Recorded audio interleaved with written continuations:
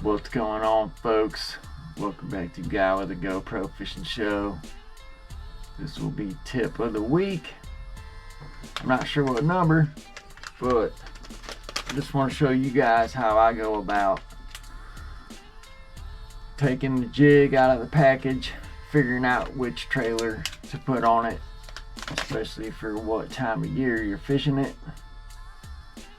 what weight I prefer to buy and throw this time of year, and what trailer I decided to go with.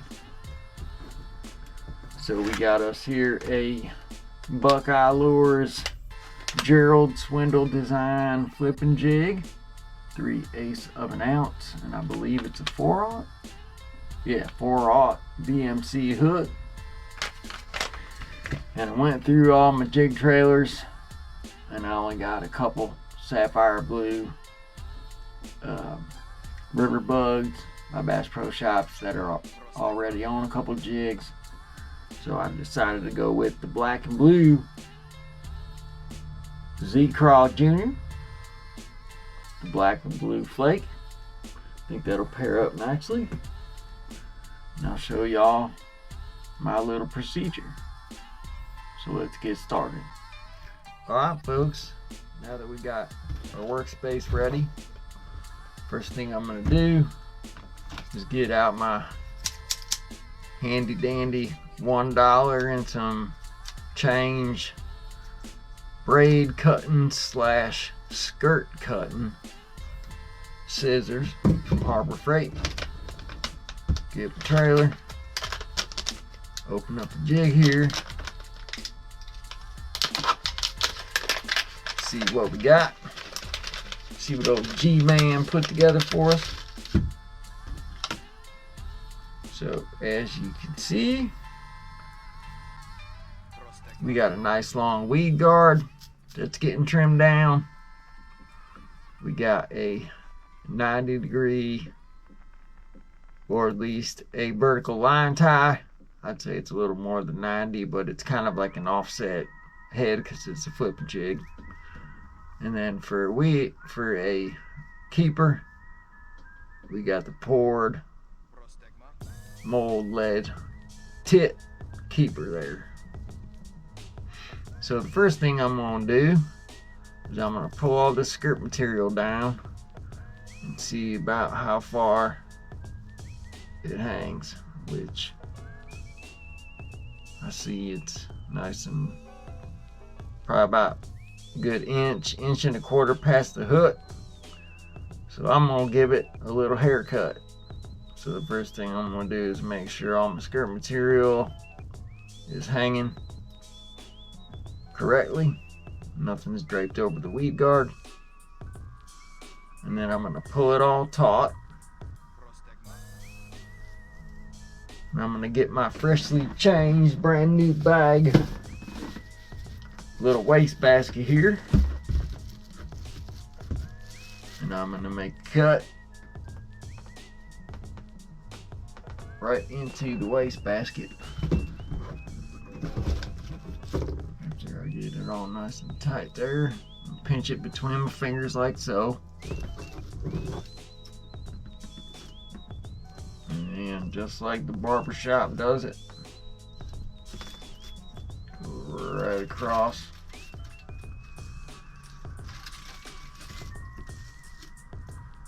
That way I don't have a bunch of skirt material on my desk. Set that down. And as you can see, kind of cleaned up the profile a little bit. Just gave her a little haircut.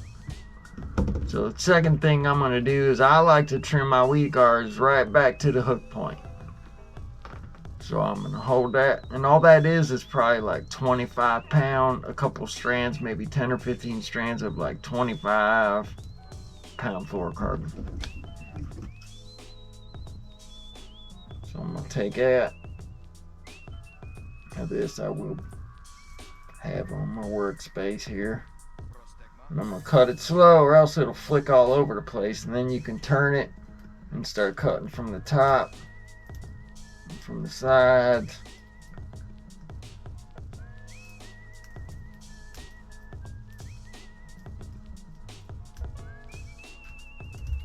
There we go.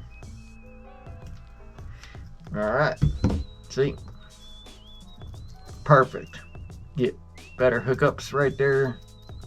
You're still going to be able to work it through, you know, a lay down or anything like that without getting hung up. So we can get that out of the way. Let me scrape it up here. Actually, I'll just use a bag. Scrape her up.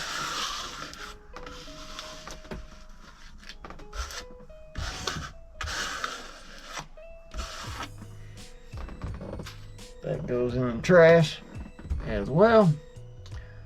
And now lastly, we're going to do a dry fit on the trailer.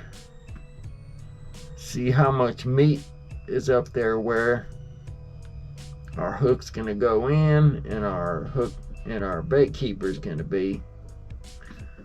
So I'm going to trim like the first 3 rings off this little Z-Craw Jr. here, or Super Salty Craw. I get the two confused, but same situation. Just gonna turn the bait as I cut it to make sure I'm getting even cuts. And as you can see there, they came out pretty even. So I'm gonna go with the flake side, which would be up if I'm dragging the jig, you know, facing the fish. And then what I do, alright, is I'm going to move this skirt material back out the way and size it up again since I made the cut. See, there's a lot more meat there now for that keeper to sit in. And then we're coming out about 1/3 of the way down the channel. There's a channel on all these for your hook to come out.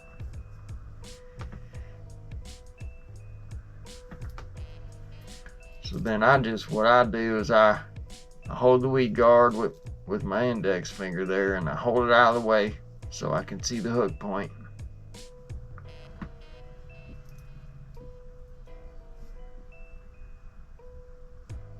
And then I'm going to find the center and just start threading her on.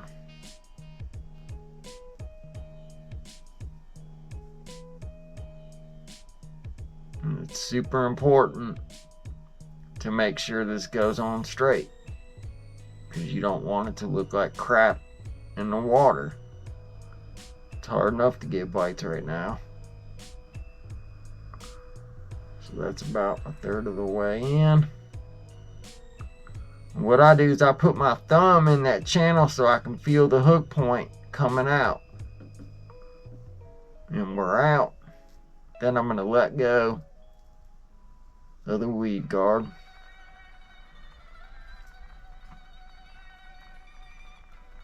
And scooch my trailer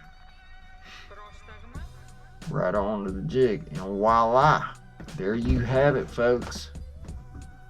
That right there is a cleaned up jig, 3/8 of an ounce that's ready to go. And we'll be right back, folks. Alright, folks. So there you have it. Now, some people will argue in the winter time, you know, you don't use this kind of trailer. I want a little bit of movement, at least with the pinchers. Just a little bit. Real quick, shout out to Blind Two Eyes and Cabbage and Rabbits over on BitChute. Shout out to Dave and Callie Mike over on YouTube. And to any new subscribers, welcome. Alright, folks. You know, some people will be like, oh, throw your pit bosses or leave your pinchers connected on your river bugs so there's no action. I get all that, but at the same time, if you're trying to make it look realistic, I mean, this is the time of year where they're going to get the longest look at your bait. because you are fishing slow. It's cold water temps. You can't go ripping it through there. I mean, you can. Good luck catching anything doing that, but let me know if that works out. I mean, I'm always down for some new info, especially on techniques, but that's how I go about it. I'd throw this in the summer, but I'd be cracking it off the bottom, you know, a lot faster movement, whereas in 40-degree water, I'm going to be dragging it, and that's why I like using this type of trailer with just pinchers. You don't see a brush hog on here with a bunch of appendages or anything. You don't see one of them, I can't remember what Guggen calls them, or 13 fishing with them big long rabbit ear looking things. No, this pairs up nice and it's got a little bit of movement. So I needed to add to my black and blue jigs. It's one of my favorite colors to throw, and I'm running low, especially on good ones that are 3/8 of an ounce. And I already got one with a Ned trailer, so I wanted to use a craw type trailer with this one. So there you have it, folks. That's my way of prepping a jig out of the package, especially for cold water temps. So if I don't get to see y'all, everybody out there, you have a Merry Christmas and a Happy New Year. This is Brian from Guy with the GoPro Fishing Show. Out for now, but just for now. Big plans for 2025, so stay tuned, folks.